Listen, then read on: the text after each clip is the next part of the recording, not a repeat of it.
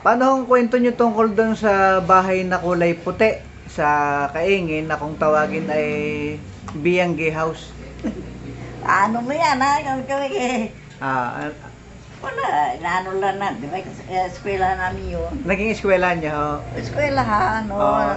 Ilang bali ginawang ilang partition, ilang room yung Pero isa lang room kami lang. isang room lang. Parang isang room lang tatanda namin. Sa itaas o sa ibaba? Taas. Sa itaas. Sa taas kami noon ano. Oh, Tapos bali isang room lang yun.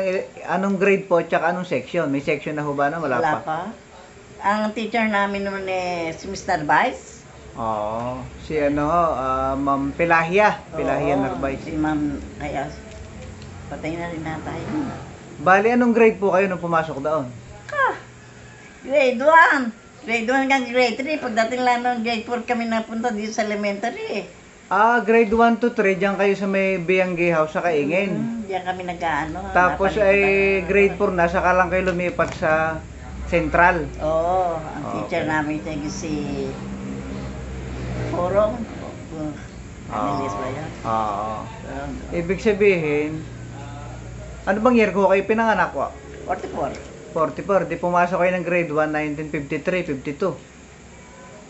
5 taon lang ata ako. 5 taon lang. Ipinasok na ako doon eh. So 51 di mga 1951 hanggang 53 pumasok kayo diyan sa sa Biangge.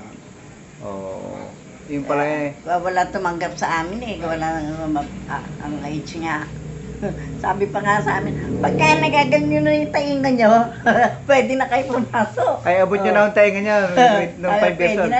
Naku, abot ka na kasi gusto mo pumasok eh. Ayun, talagang yun ang pamantayan, yung dahon ng tainga. Oo, di ba yun?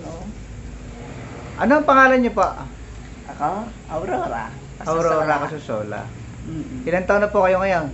81. 81. Ngayon ay April 2025 yun. Naging eskwelahan yung Biangge House. Salamat po.